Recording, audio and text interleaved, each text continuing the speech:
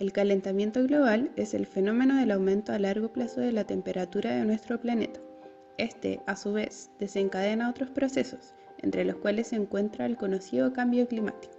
El cambio climático hace referencia a las alteraciones significativas en el clima de una zona tras el paso de mucho tiempo.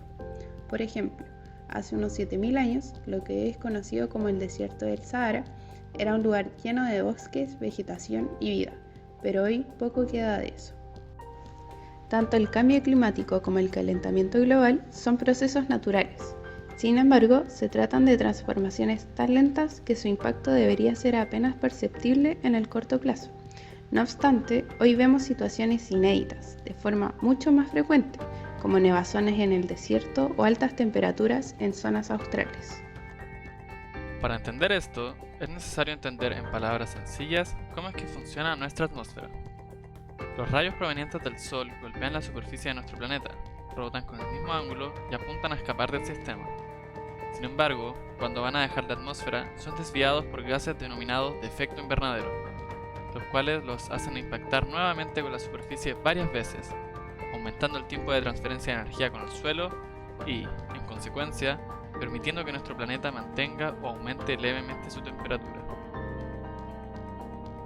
Algunos ejemplos de estos gases son el vapor de agua, el gas metano y el dióxido de carbono, el cual es liberado por los procesos de combustión como los que ocurren en los vehículos, en las fábricas o en los incendios. Por lo tanto, un aumento de la concentración de estos gases en el ambiente puede aumentar la intensidad de este efecto invernadero y, consecuentemente, la temperatura global del planeta. En nuestro proyecto, quisimos analizar el problema del drástico aceleramiento del proceso del calentamiento global, abordándolo desde la perspectiva de la evolución de las emisiones de CO2 y la media de las temperaturas superficiales máximas registradas en los últimos siglos. Estos datos los conseguimos desde la World Bank Open Data, entidad sin fines de lucro que provee datos de libre acceso obtenidos por el Banco Mundial. Nuestro plan de trabajo consistió en partir por un análisis básico de los datos, modelarlos con distintos regresores, buscando el que mejor representara su comportamiento, y a partir de esto, evaluar una eventual correlación directa entre las variables. Nuestra hipótesis inicial era que ambas variables debían presentar una tendencia de crecimiento lineal en los últimos años, la cual surge y aumenta a partir de los primeros periodos de industrialización. Por otra parte, sabiendo que el CO2 se trata de un gas de efecto invernadero, queríamos demostrar una correlación directa con el aumento de las temperaturas a partir del aumento de las emisiones en el tiempo. Comenzamos por un preprocesamiento simple de los datos, compatibilizando el formato de las distintas fuentes, cruzando las tablas, manejando los nulos y haciendo un primer análisis para evaluar la necesidad de más información.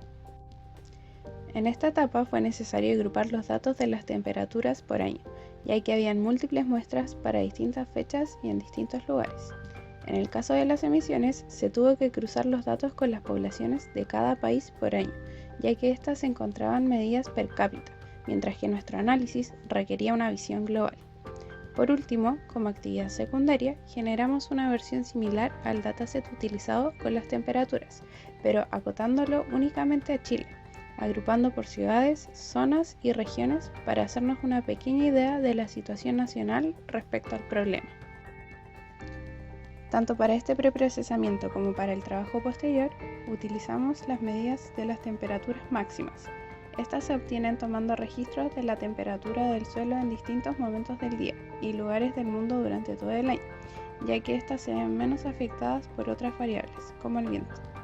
Se trabaja con las temperaturas máximas porque las teorías más aceptadas hablan de que el aceleramiento del calentamiento global y del cambio climático se manifiesta de forma más evidente en los eventos extremos y no así en los intermedios. En primera instancia, comenzamos por visualizar el comportamiento de ambas variables con respecto al tiempo. En el caso de las emisiones de dióxido de carbono, partimos por graficar las emisiones totales por año, viendo una clara tendencia al aumento. Ajustamos una regresión lineal simple y pudimos observar que, sin entrar en más detalle, tenía un comportamiento bastante acertado. Asimismo, graficamos las medias de las temperaturas superficiales máximas registradas por cada año desde 1850 hasta el 2015. viendo también un comportamiento creciente, aunque con una curva no tan bien definida como con las emisiones, pues tenía cierto comportamiento logarítmico al inicio, pero después volvía a crecer. Ya viendo que ambas variables aumentaban con el tiempo y en base a todos los argumentos científicos que explican la causalidad que podría tener un aumento en las emisiones de dióxido de carbono sobre la temperatura del planeta, calculamos la correlación, encontrando un 83.51% de correlación. En este primer análisis, si bien nos sirvió para entender mejor los datos y el problema, hubo falta de contenido producto de la falta de profundidad. No ocupamos herramientas vistas en el curso, por lo que no pudimos obtener información muy valiosa. Por otra parte, habíamos comenzado por una hipótesis ambigua que simplemente buscaba determinar una correlación en las variables sin más, por lo que tuvimos que reformularla para llegar a lo mostrado al inicio de este video. Por lo tanto, el análisis posterior fue directamente en función de profundizar y corregir todas estas fallas, centrándonos en el estudio de modelos de regresión que pudieran ajustar y generalizar correctamente nuestros datos. En este análisis de regresores, buscamos modelos que pudiesen representar de forma correcta y sin sobreajuste las variables, partiendo por el cambio de las temperaturas máximas con respecto al tiempo, luego con las emisiones de CO2 con respecto al tiempo, y por último, la relación entre el cambio de las emisiones de CO2 y su efecto en las temperaturas. Evaluamos cada modelo en base a 3 criterios sencillos. En primer lugar, usamos el dominio del problema. Todos los modelos que fueran contradictorios con las bases científicas demostradas fueron descartadas por obvias razones. En segundo lugar, medimos la precisión de los resultados de los regresores utilizando como métrica el MSE, para tener una noción de qué tanto se aleja el modelo de los valores históricos. Por último, ocupamos la métrica R² para medir qué tan bien se ajusta la curva del modelo respecto al efecto de variaciones en la variable dependiente, producto de cambios en la variable independiente. Para las 3 combinaciones de variables se ocuparon 4 modelos diferentes. Un modelo lineal simple, un modelo lineal lazo con parámetro alfa 0,05, un modelo polinomial con 2 grados de libertad, un modelo polinomial con 3 grados de libertad. En el caso de las temperaturas máximas en función del tiempo, se obtuvieron estos resultados. El modelo que obtuvo mejor desempeño en cuanto a las métricas utilizadas fue el polinomial grado 3, con un error cuadrático medio de 0,13 y un coeficiente R² de 0,55. Luego le siguen el polinomial grado 2 y las 2 regresiones lineales. Dicho esto, es de suponer que el regresor con 3 grados de libertad es el que mejor debería representar el comportamiento de los datos.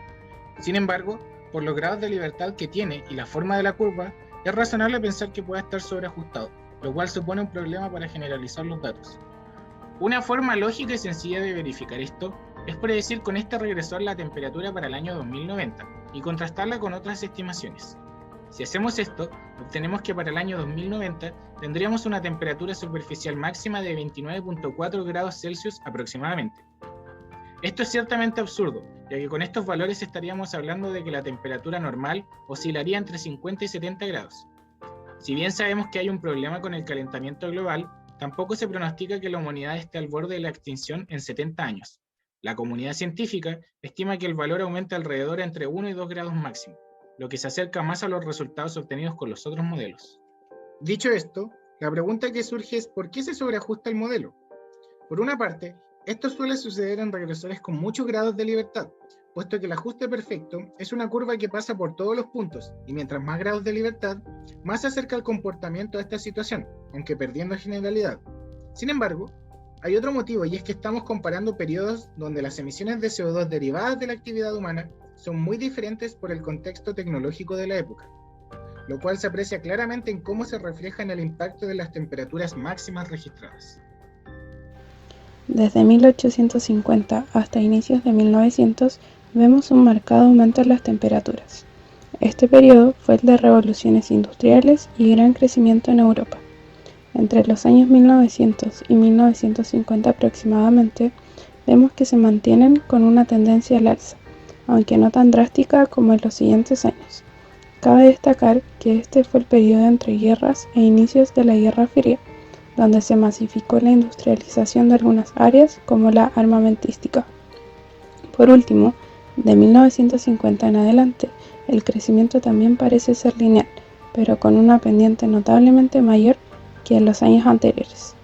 Esta fue la época de crecimiento en China y otros países. En este sentido, parece razonable apuntar que un modelo lineal representa mejor los datos, pero la gran diferencia entre los distintos periodos distorsiona el resultado final. Si hacemos esto, vemos que en el tramo del medio el MCE es 10 veces menos que en el primero y 3 veces menos que en el último, mientras que en el caso del R cuadrado el resultado es más cercano a 1 que en el primero, y aunque sea peor que para el último, la diferencia no compensa los demás resultados. En función de centrarnos en el presente y en el futuro, abordamos esta situación generando un nuevo regresor acotado desde 1950 hasta la fecha, obteniendo estos resultados. Si bien este no es el mejor modelo para la totalidad de los datos, sí sirve para entender la situación actual del problema. De hecho, nos dice que por cada año está aumentando la temperatura alrededor de 0,015 grados Celsius, lo que de aquí al 2100 serían 1,25 grados Celsius, valor muy cercano al grado pronosticado por la ciencia. Repetimos todo el procedimiento anterior para la relación entre el tiempo y las emisiones de CO2, y a pesar de que todos los resultados presentaron bastante buen rendimiento, el menos sobreajustado también fue la regresión lineal Lasso. Para el caso de la relación entre las emisiones de CO2 y las temperaturas máximas, partimos por visualizar la distribución básica que tenían entre ellas, viendo que a medida que aumentan las emisiones, también lo hacen las temperaturas. Misma situación ocurre cuando agregamos la variable tiempo, donde todas crecen de forma lineal directa. Para escoger un modelo que representara bien los datos, probamos con los mismos tipos de regresores que antes, y luego de analizarlos llegamos a la conclusión de que el mejor modelo seguía siendo el lineal Lasso. La relación entre los errores, el coeficiente R cuadrado y su capacidad de generalizar los datos sin sobreajustarse era la más conveniente respecto a los otros modelos. La pendiente del regresor nos indica que por cada tonelada emitida, la temperatura del planeta aumenta en 4,85 por 10 a la menos 11 grados Celsius, lo que al año son aproximadamente 0,018 grados Celsius más, muy cercano al valor histórico de 0,015. En el caso de Chile, se repitió la metodología llegando a resultados muy similares. Se hizo un estudio por zonas y el único aspecto interesante obtenido es que la curva de la zona norte está desplazada hacia arriba con temperaturas más altas respecto a la zona centro y sur. A lo largo de todo este proceso, hemos demostrado que las emisiones de CO2 y las temperaturas máximas han aumentado de forma consistente con el tiempo. Asimismo, hemos determinado una correlación entre las emisiones y la temperatura de más de un 83%, cuya causalidad se explica a través del efecto invernadero. Para ambas variables, hemos demostrado que los modelos que mejor se ajustan son regresiones lineales simples, las cuales indican que cada año estamos aumentando las emisiones de CO2 en más de 380 millones de toneladas y más de 0,015 grados Celsius. Si bien descartamos que la situación actual se trate de un aumento cuadrático o cúbico, es importante recalcar que nada impide que una situación similar pueda alcanzarse en el futuro, ya que el efecto es acumulativo en el medio ambiente y podría potenciarse a sí mismo. Con los datos que hay, es prematuro adelantarse a sacar conclusiones optimistas, puesto que podríamos estar en el inicio de un comportamiento exponencial que aún es muy pronto para detectarlo. Por otra parte, vimos que la situación en Chile no es muy diferente a la del resto del mundo, lo cual también aplica para otros países, puesto que se tratan de fenómenos globales que no reconocen fronteras. Dicho esto, pudimos corroborar nuestra hipótesis de correlación directa y lineal. Sin embargo, hay que tener en cuenta que los datos aún son muy limitados y comprenden periodos cortos a nivel histórico. En este sentido, una mejora sustancial a nuestro análisis sería conseguir datos de siglos más antiguos y registrados con mayor frecuencia para poder contrastarlos con los actuales, además de poder profundizar aún más en el estudio de los modelos. Para cerrar, vale la pena mencionar la importancia que hay detrás de responder esta pregunta, y es que entender estos fenómenos es fundamental para entender lo crítica que es nuestra situación actual y el riesgo que corre nuestra existencia de no hacer un cambio. La comunidad científica alerta que de no tomar acciones podríamos entrar en un punto de no retorno, donde el aumento de las temperaturas y el derretimiento de los glaciares generen un bucle de retroalimentación positiva, perdiendo más temprano que tarde la capacidad de habitar nuestro mundo.